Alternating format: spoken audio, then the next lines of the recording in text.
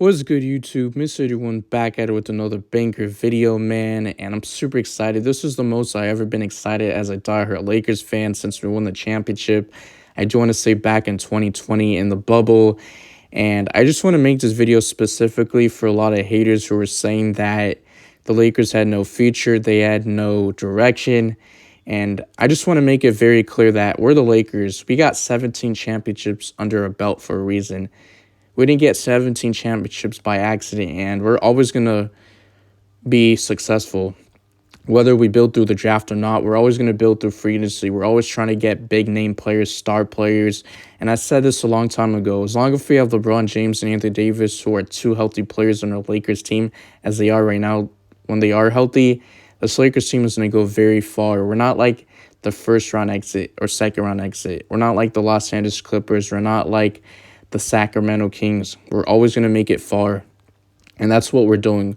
We advanced to the Western Conference Finals to face the number 1 seed Denver Nuggets, and it's going to be very tough. It's not going to be easy, but I honestly think if we do the right things, the rotations are there, and Anthony Davis, LeBron James step up, which they're always going to do, and our role players step up, I honestly think we have a really good chance of beating the Denver Nuggets and advancing to the finals to face the team of the Miami Heat or the Boston Celtics, which is actually crazy because all these 4 teams right now between the Western Conference and the Eastern Conference were in the bubble that year when we won the championship in 2020. And it's actually crazy when people are saying that Russell Westbrook is going to be on the team. There's no way we can move on from him, whether we traded him or not. People are saying that we're not going to get good players.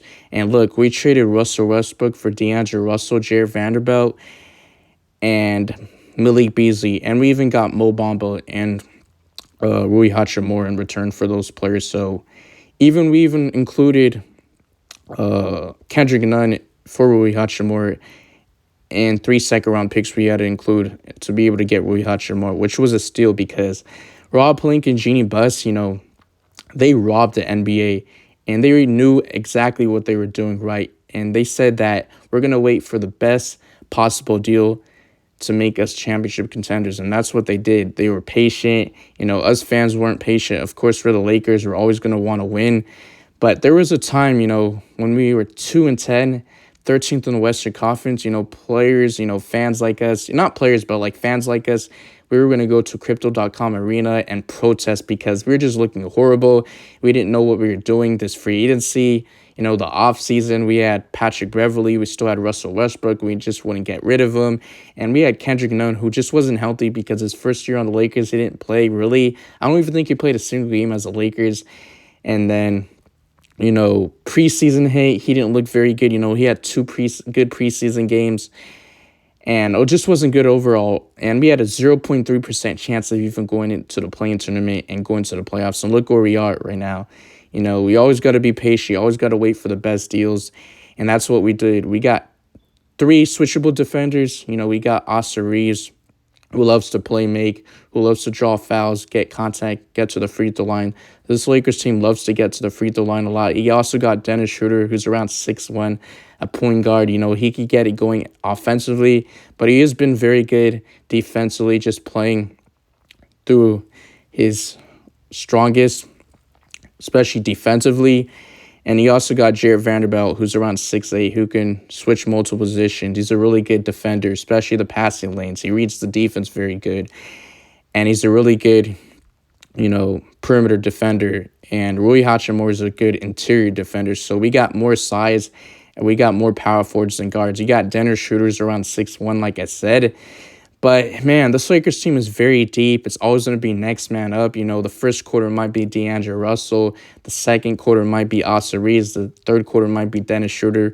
The fourth quarter might be Rui Hachimura. You just never know when the next player's going to go off. I believe it was against the Golden State Warriors, Game 3. Was it Game 3 or Game 4? One of those games. But he had 21 points in the first half. 21 points. And the second half, he had 0 points and only played around 5 minutes. I believe it was a blowout that day.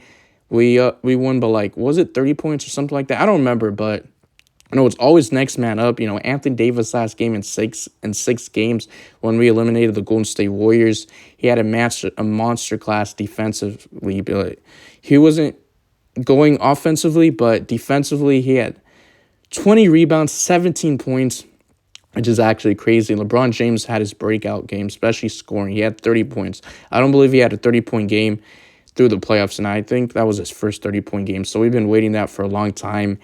And LeBron James, Anthony Davis, they had their first game good going the same game because it's usually one or the other stars who are doing well. So, man, this Lakers team is very deep.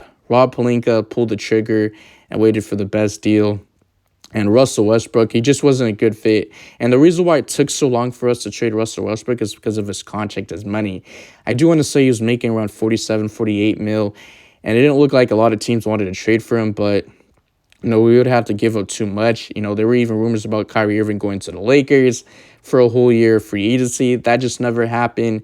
There were even rumors about even adding Austin Reeves, our not hometown, but one of our boys on the Brooklyn Nets, and Max Christie. So I'm just super excited that we didn't add him and add some draft picks because for one player, a superstar in Kyrie Irving, which didn't even work out with the Dallas Mavericks. So I'm just so excited that we got depth.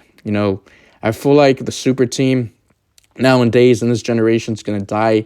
You just need really good role players to compete if you want to be a championship contender, and you need wings, and that's what we got. We got wings, and we got a bench. Whenever our stars come out, we're always going to have a good bench. Winning Gabriel has been playing a lot of small ball 5, which I really don't like playing the 5, but it is what it is. He's been able to hold his own. He's very thin, very skinny. He's around 6'8". He is very undersized, but it is what it is. I like to see Mo Bamba or Tristan Thompson get some playing time in Game 1 in the third round in the Western Conference Finals against the Denver Nuggets. So, Lakers fans, NBA fans, you guys let me know in the comment section. Once again, man, it's actually crazy where the Lakers are right now from starting the season 2-10. 13th seed before the trade deadline, even after All-Star break. And that was the best time for the Lakers to make the trade because if it wasn't for the trade, the Lakers probably wouldn't even make it to the play-in tournament or make it to the playoffs, and we're undefeated. I believe we're around 7-0 or 8-0 at home. Hopefully that continues to improve, and the Lakers need to win Game 1 because it will decide who wins that series, and I'm out of here. Peace.